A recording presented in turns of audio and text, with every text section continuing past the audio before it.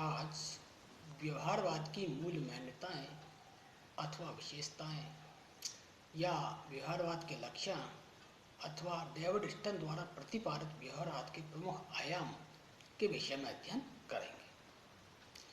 व्यवहारवाद की आधारभूत मान्यताओं, लक्षणों एवं विशेषताओं पर David Truman, Kirkpatrick, David Easton, Samuel आदि अनेक विद्वानों ने विस्तार से विचार किया है और यह उल्लेखनीय है कि व्यवहारवाद की मूल मान्यताओं या विशेषताओं को डेविड स्टन ने समग्रता के साथ प्रस्तुत किया है। उसने व्यवहारवाद या व्यवहारवादी उपागम की 8 प्रमुख लक्षण बताए हैं और इन्हें संपूर्ण व्यवहारवाद की बौद्धिक आधारशिला कहा है। अब डेविड स्टन के अनुसार व्यवहारवाद की जो प्रमुख मान्यताएं हैं उनके बारे में अध्ययन करेंगे, जो प्रमुख विशेषताएं उनके बारे में अध्ययन करेंगे। तो उन्होंने जो 8 मान्यताएं बताई हैं, 8 विशेषताएं बताई हैं, उन्हें व्यवहारवाद की बौद्धिक आधारशिला कहा है। और वो 8 प्रमुख मान्यताएं या विशेषताएं कौन कौन सी हैं उसके बारे में देखें तो नंबर 1 है नियमन। कि जो नियमन का सरल अर्थ है कि राजनीति के अध्ययन हेतु नियमों का निर्माण संभव है। कि राजनीति विज्ञान के अध्ययन करने के लिए नियम बनाना संभव है और व्यवहारवादी मानते हैं कि मनुष्य के राजनीतिक व्यवहार में ऐसे सामान्य तत्व पाए जाते हैं जिनके आधार पर सिद्धांतों का निर्माण किया जा सकता है। कि जो मनुष्य है उसका व्यवहार है, उस व्यवहार में ऐसे तत्व होते हैं जिनके आधार पर सिद्धांतों का निर्माण संभव है, निर्माण किया जा सकता है। और इन सिद्धांतों के आधार पर मानव के राजनीतिक व्यवहार की व्याख्या की जा सकती है।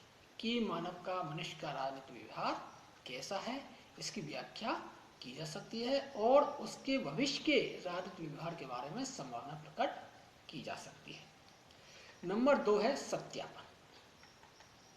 तो मानवीय व्यवहार के संबंध में एकत्रित सामग्री, जो मानवीय व्यवहार से संबंधित जो सामग्री एकत्रित की है उसकी दोबारा जांचने, उसकी पुष्टि करने की क्रिया को सत्यापन कहते हैं। कि किसी चीज को दोबारा जांचना, दोबारा उसकी जांच पड़ताल करना, दोबारा उसकी पुष्टि करना, उसे कहते हैं सत्यापन। तो व्यवहारवादी अध्ययन पद्धति की एक विशेषता यह है कि इसके अंतर्गत एकत्रित की गई सामग्री का सत्यापन किया जा सकता है। अर्थात सत्यापन का अर्थ है कि मानव व्यवहार के बारे में जो भी नियम बनाया गया है उसकी सत्यता की जांच होनी चाहिए, उसकी सत्यता की जांच करनी चाहिए। तीसरा है तकनीक।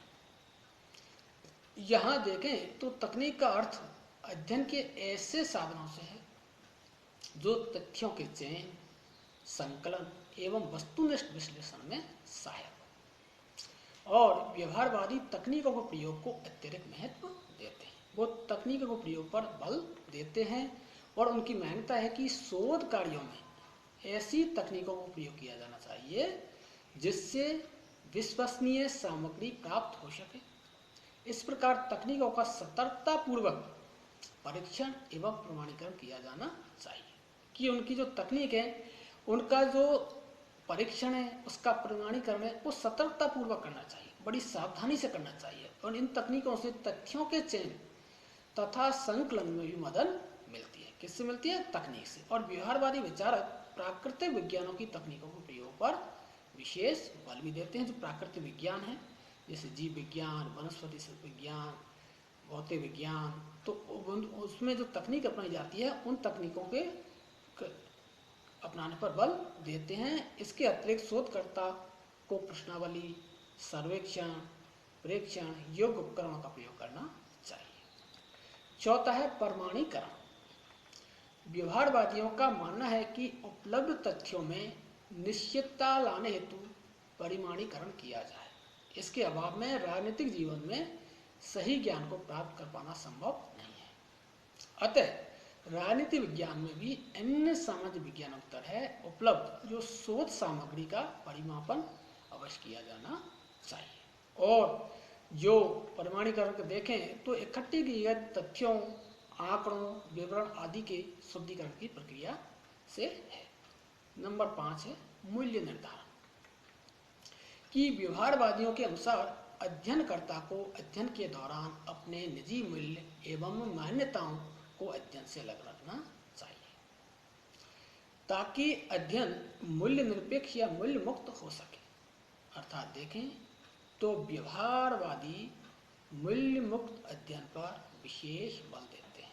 वो कहते हैं कि अध्ययनकर्ता को अध्ययन करते समय अपने व्यक्तिगत मूल्यों से ऊपर उठकर, उनसे अलग हटकर वैज्ञानिक तरीके से अध्ययन करना चाहिए, शोध करना चाहिए, सिद्धांत बनाने चाहिए। इस प्रकार वैज्ञानिक अध्ययन से जो यथार्थ निष्कर्ष या मान्यताएं प्राप्त हों उन्हें स्वीकार किया जाना चाहिए। छठा है क्रमबद्धीकरण या व्यवस्थीकरण। व्यवहारवादियों के अनुसार अनुसंधानकर्ता सदैव व्यवस्थित होना चाहिए। ये जो अनुसंधान कार्य है वो कैसा होना चाहिए?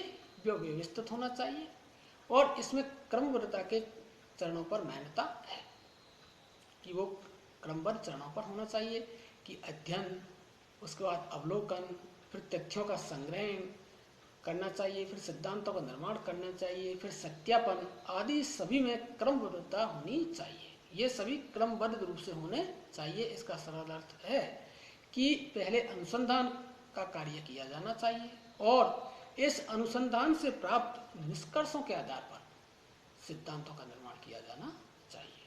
अतः संक्षिप्त में कह सकते हैं कि शोध कार्य व्यवस्थित होना चाहिए, वो क्रमबद्ध होना चाहिए, उसमें क्रमबद्धता होनी चाहिए, तभी जाके हमारा शोध कार्य सही हो पाएगा।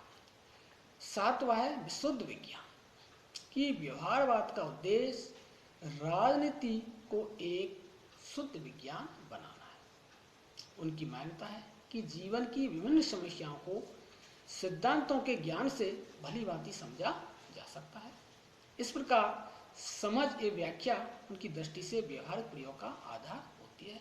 इसलिए व्यवहारवादी राजनीति विज्ञान के अध्ययन को विशुद्ध विज्ञान बनाना चाहते हैं और वे उनकी मान्यता है कि जीवन की विभिन्न समस्याओं को जो सिद्धांत है ज्ञान को भली भांति समझा जा सकता है। आठवां एकीकरण या समग्रता। व्यवहारवादी मानते हैं कि मानव व्यवहार का अध्ययन विभिन्न भागों में या खंडों में नहीं किया जा सकता। मानव व्यवहार में बुनियादी एकता पाई जाती है और इसी कारण समाज विज्ञान के विभिन्न विषयों एक दूसरे के निकट हैं और राजनीति विज्ञान सहित सभी सामाजिक विज्ञान समस्त मानव परिस्थितियों से संबंध रखते हैं। अतः एक राजनीति विज्ञान को अन्य समाज विज्ञानों से संबंध रखना चाहिए। देखें तो व्यवहारवादी अध्ययन अंतर अनुशासनात्मक संबंधों पर बल देता है। वह राजनीति विज्ञान का अध्ययन अन्य सामाजिक विज्ञानों के साथ मिलकर करना चाहता है, उनको एक दूसरे से सम्मिलित करके अध्ययन करना चाहते हैं। तो हम देखें कि व्यवहारवादी उपागम है वो राजनीतिक घटनाओं की वैज्ञानिक व्याख्या करता है। जो राजनीतिक घटना है उनकी जो व्याख्या करता है वो वैज्ञानिक तरीके से करता है तथा उनका वैज्ञानिक तरीके से विश्लेषण करता है। और जो व्यवहारवादी उपागम है वो क्रियात्मक परिभाषाओं पर बल देता है तथा यह अंतर अनुशासनात्मक है व्यवहारवादी अध्ययन, और यह उन सभी घटनाओं का अध्ययन करता है जिसका संबंध व्यक्ति के मनुष्य के व्यवहार से होता है। और इस व्यवहारवादी उपागम में तुलनात्मक अनुसंधान पर जोर दिया जाता है। इस प्रकार हमने व्यवहारवाद की जो मूल मान्यता है डेविड स्टर्न के अनुसार उसका अध्ययन किया, उसकी विशेषताओं के बारे में अध्ययन किया। अब देखते हैं व्यवहारवाद की आलोचनाएं या उसकी कमियां या उसकी सीमाएं। तो व्यवहारवाद राजनीति विज्ञान का एक ऐसा दृष्टिकोण है जिसकी तीव्र आलोचना इसके जन्म के साथ ही प्रारंभ हो गई थी। और सर्वप्रथम जो व्यवहारवाद की आलोचना की वो परंपरावादी दृष्टिकोण के समर्थक विद्वानों ने की थी और उनमें जो कमियां बताई, आलोचना किस आधार पर की, तो उसमें देखें तो उन्होंने कहा कि व्यवहारवादी मूल्य निरपेक्ष को विशेष महत्व देते हैं या विश्वास करते हैं, जबकि इस दृष्टिकोण के आलोचकों का जो आलोचना करते हैं उनका मानना है कि शोधकर्ता के निष्कर्ष निश्चित रूप से व्यक्तिगत मूल्यों से प्रभावित होते हैं। तो उनका मानना है, कमी ये बताते हैं कि जो व्यवहारवादी कहते हैं कि मूल्य निरपेक्ष अध्ययन होना चाहिए, लेकिन इसके आलोचक कहते हैं कि राजनीति विज्ञान में मूल्य निरपेक्ष अध्ययन संभव नहीं है। अगला देखें तो व्यवहारवादी पद्धतियों पर विशेष बल देते हैं, विशेष जोर देते हैं। तो आलोचकों के अनुसार व्यवहारवादियों की सबसे बड़ी जो कमजोरी है वो है मात्र पद्धतियों पर ही महत्व देना, और ये आंकड़ों को इकट्ठा करने में वास्तविक तथ्यों को भूल जाते हैं। उससे राजनीतिक समस्याओं के आंतरिक तत्वों का पता लगाना कठिन हो जाता है। तो और देखें तो उन्होंने आलोचना की है कि व्यवहारवादी पद्धति अत्यधिक खर्चीली पद्धति है। व्यवहारवादी अध्ययन की शुद्धता एवं पूर्णता के नाम पर बार बार सर्वेक्षण करते हैं, आंकड़े इकट्ठे करते हैं और उनका विश्लेषण करते हैं, इसलिए यह पद्धति अत्यधिक खर्चीली है। और उन्होंने आलोचकों ने राजनीति विज्ञान के स्वतंत्र अस्तित्व को खतरा बताया है कि व्यवहारवादियों ने एक और तो राजनीति विज्ञान को परिभाषित नहीं किया और उसके अध्ययन क्षेत्र में किसी भी निश्चित नहीं किया, और दूसरी ओर उन्होंने राजनीति विज्ञान के अध्ययन के लिए अन्य सामाजिक विज्ञानों के अवधारणाओं, पद्धतियों, तकनीकों को अपनाने पर बल दिया है। तो ऐसी स्थिति में यह समस्या आती है कि राजनीति विज्ञान एक स्वतंत्र विषय के रूप में अपने अस्तित्व को खो सकता है। अगली जो कमियां बताई है, उसकी आलोचना की है, वो है कि मानव के राजनीतिक व्यवहार की धारणा अनुचित। कि इसके आलोचक कहते हैं कि मानव के राजनीतिक व्यवहार की जो धारणा है वो पूर्ण रूप से सही नहीं है। अगला देखें, उन्होंने कमी बताई व्यवहारवाद की आलोचना कि राजनीति विज्ञान को शुद्ध विज्ञान की श्रेणी में रखना गलत है। क्यों? क्योंकि जैसे व्यवहारवादी राजनीति शास्त्र को शुद्ध विज्ञान बनाना चाहते हैं, लेकिन यह संभव नहीं है। वस्तुतः व्यवहारवादी विचारक इस बात को भूल जाते हैं कि भौतिक विज्ञान या भौतिक शास्त्र या रसायन शास्त्र तथा राजनीति शास्त्र की विषय सामग्री में अंतर है। उनकी विषय सामग्री अलग है और राजनीति शास्त्र की विषय सामग्री अलग है। और जो व्यवहारवादी हैं वो सुनिश्चित सिद्धांत की भविष्यवाणी करने में संभव भी नहीं है। इस प्रकार इसकी अनेक आलोचनाएं की गई है। लेकिन देखें कि व्यवहारवादी की राजनीति विज्ञान को देन भी है। व्यवहारवाद का राजनीति विज्ञान में प्रभाव भी बढ़ा है। व्यवहारवाद की उपलब्धियां हैं, उसका महत्व है, उसकी उपयोगिता भी है। तो उपयोगिता में देखें तो व्यवहारवाद ने राजनीति विज्ञान तथा अन्य सामाजिक विज्ञानों में घनिष्ठ संबंध स्थापित किया है, स्वीकार किया है। उन्होंने राजनीति विज्ञान के दृष्टिकोण को विस्तृत बनाया है। इसके अतिरिक्त व्यवहारवादियों ने इस बात पर बल दिया है कि राजनीति विज्ञान का अध्ययन अन्य समाज विज्ञान के साथ किया जाना चाहिए। तो इससे इसका व्यवहारवादी आंदोलन का महत्व है। और व्यवहारवाद ने इस बात पर बल दिया है कि राजनीति विज्ञान का संबंध क्या है से होना चाहिए। इस प्रकार इन्होंने राजनीति विज्ञान को वास्तविकता के धरातल पर ला दिया है। जो राजनीति विज्ञान है उसको वास्तविक धरातल पर ला दिया है और इन्होंने राजनीति विज्ञान को आधुनिकता प्रदान भी किया। किसने? व्यवहारवाद। और देखें तो व्यवहारवाद ने परंपरागत राजनीति विज्ञान को पूर्ण कायाकल्प किया है। जहाँ परंपरागत राजनीति विज्ञान मूल्य प्रधान, आदर्शवाद तथा व्यक्तिगत निष्ठ अध्ययन को मानता था, वहाँ व्यवहारवाद ने आधुनिक राजनीति विज्ञान के अध्ययन को मूल्य निरपेक्ष, यथार्थवादी तथा वस्तुनिष्ठ बनाने की कोशिश की है। और राजनीति विज्ञान को वैकल्पिक अवधारणा प्रदान की है व्यवहारवाद ने, तथा राजनीति विज्ञान की अध्ययन वस्तु में परिवर्तन भी किया है।